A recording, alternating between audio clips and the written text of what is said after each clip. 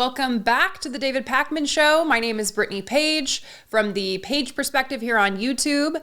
I want to give a special shout out before we get started to David Pakman, sir, with tears in my eyes. Thank you so much for the opportunity to guest host. I appreciate you. I appreciate your team and the audience. Thank you for joining me today. We are going to be talking about Joe Rogan. Joe Rogan has consistently one of the most popular podcasts. He is considered a thought leader by some people. And even though he continues to illustrate how irresponsible he is with his very large audience, no matter how many times Joe Rogan gets embarrassed or owned, as they say, even if he's owning himself, he continues to be popular. People continue to download his show. They continue to watch him on YouTube. And I don't know why, especially when you see the clip I'm about to show you. Now, in this clip, Joe Rogan is having his guest, an MMA fighter named Bo Nickel, and they're discussing a statement that both of them claim President Biden made. And I want you to listen carefully in this clip for not only how they describe the comment, but what they say this comment that they claim was uttered by Joe Biden, what it means for him. Well, there's people that voted for Biden that are doing it now. They're like, what did I do? Right. Like, what did I choose? How is this guy? Yeah, you just can't listen to an interview or he's saying some of the stuff he says that just makes no sense at all. It's like you can't listen to those interviews and feel like you made a good decision. I don't know how you could. Did you hear what he said like yesterday or a couple of days ago? He was talking about the Revolutionary War. He's like, one of the reasons why we lost the Revolutionary War, one of the problems with the Revolutionary War was they didn't have enough airports. Yeah. Have you seen that? I saw that. Like, what the hell? Like, pull him. It's crazy. If you had any other job and you were talking like that, they would go, hey, you're done. If you talked like that to a doctor at your medical exam to fight, they'd be like, okay, like obviously you're not fighting. You would also, here's 8 weeks of being helped out by a professional, like right. You might not ever do anything again. No, it's one of the wildest things ever. It's insane. Yeah, and the media gaslighting you to protect. It's just people are so afraid of Trump being in office and Republicans being in office. So just to make sure we're all keeping up with what we heard there, what was said, they say that people regret voting for Biden. You can't even listen to him without feeling regret for voting for him. They then give an example about a quote that he made talking about the Revolutionary War and airports. Joe Rogan says because of this statement that he made about the Revolutionary War and airports, you need to pull him. Pull him. It illustrates that there's such a significant cognitive deficit in Joe Rogan's mind that Joe Biden can't do the job because he said this. He needs to be done. He needs to be removed. People, he says, are just too afraid of Trump. They can't admit it. The media is gaslighting. Can we pause for a second and ask, does Joe Rogan not think he's the media? I looked it up and it's estimated that his podcast per episode brings in 11 million listeners. 11 million. He's consistently the top podcast worldwide on Spotify, including for the past 3 years in a row. So he is the media. He is convincing people. He's telling them what to believe. He's informing what people believe. And this is how he chooses to use his platform. And I think you can guess what's coming here with Joe Rogan's gaslighting. Jamie, he has that guy, Jamie, I think is his name, who pulls up the fact checks sometimes in the moment. He just throws something into Google and then he pulls it up on the screen. And Jamie's really the only protection that we have from Joe Rogan's misinformation. If he puts something into Google, he brings up the first thing that he sees. And we're just all crossing our fingers that it's not some sort of confirmation bias occurring where he's just clicking on the first link he sees that validates what Joe Rogan is saying. Well, in this instance, it's not, because he pulls up that clip of Biden saying the Revolutionary War and airport comment. And you may be surprised to learn that he was actually referencing something that Donald Trump said. But I want you to pay careful attention here to what's happening with Joe Rogan and his guest as they're listening to this clip. And as they're realizing that it actually wasn't Joe Biden that made this comment, it was Donald Trump.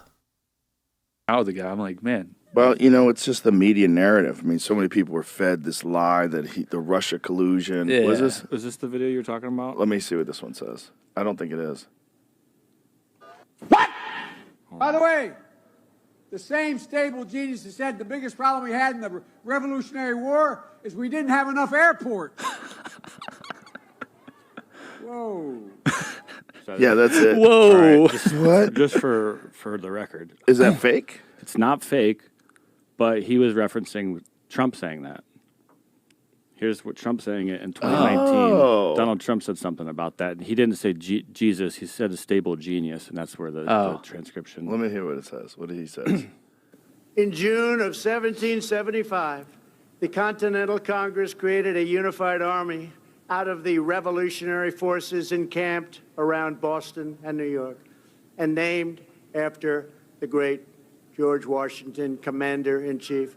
The Continental Army suffered a bitter winter of Valley Forge, found glory across the waters of the Delaware, and seized victory from Cornwallis of Yorktown. Our army manned the airport. It ran the ramparts. It took over the airports. It did everything it had to do. Oh, okay. Yeah. So he up. Yeah, he did. But I feel like Took over that's the airport. you can tell too. It sounds like a little different. He's like, you can tell he like messed up his words, but yeah. He was just, I don't know. Took over the airports. Well, that's It the is thing funny. about about media these days. It's like Right. you never got to know. look into it. So what this is a gift. It's a gift to all of us, but also I think teachers who are looking for a perfect example to teach their students about cognitive dissonance. And you may have witnessed something like this in real time, maybe at your Thanksgiving table, at home with your families, when you're talking politics with people that you disagree. Seeing this in real time, people having to grapple with admitting they were wrong, number one, but also having to figure out what to do with information that isn't in agreement with what they previously thought. And you can see how difficult that is for Joe Rogan and his guest, because he starts there talking about the media narrative. And then he learns that it was Donald Trump who made the comment about the Revolutionary War and airports. And he gives a very muted, oh, okay, he messed up. So when it was Joe Biden that he thought said that, it was a major problem. It illustrated a cognitive problem. He needed to be like hospitalized, dealt with for 8 weeks, they were talking about. He needed to be removed from office because he said this. But when Donald Trump says it, oh, okay, so he just messed up.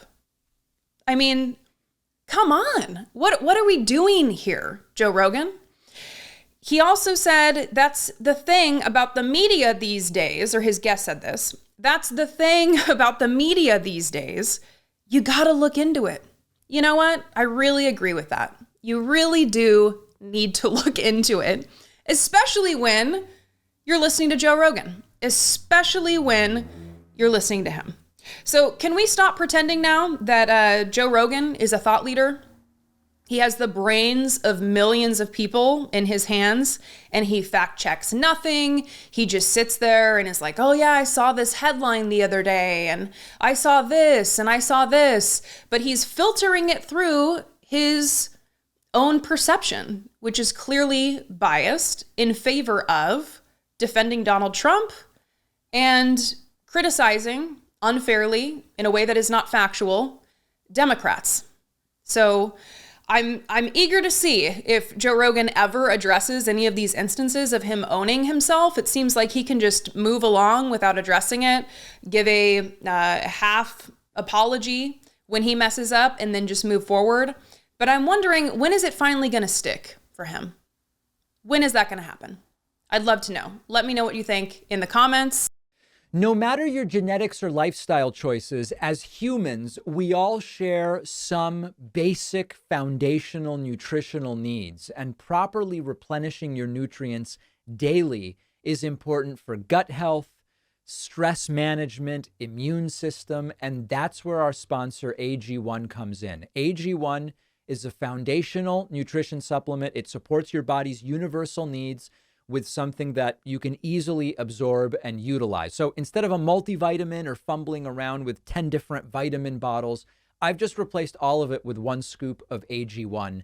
I get the vitamins, the minerals, the prebiotics, the probiotics, all the stuff I'm looking for. It's delicious. It goes great in a smoothie. You can drink it straight with water like I do in the morning before my famous cappuccino. I've been doing it for years. You're just covering your nutritional basis for the whole day. It's simple. You don't have to buy a bunch of different vitamins. My audience knows I don't advertise miracle solutions and cures, and there's no miracle cure or solution here. It's just a simple product that works, that replaces the clumsiness and the cost of a ton of different vitamins. Go to drinkag1.com/Pacman. You'll get 5 free travel packs of AG1 and a free year's supply of vitamin D, which, as I've said, I take in the winter when there's a lot less sun out. The link is down below.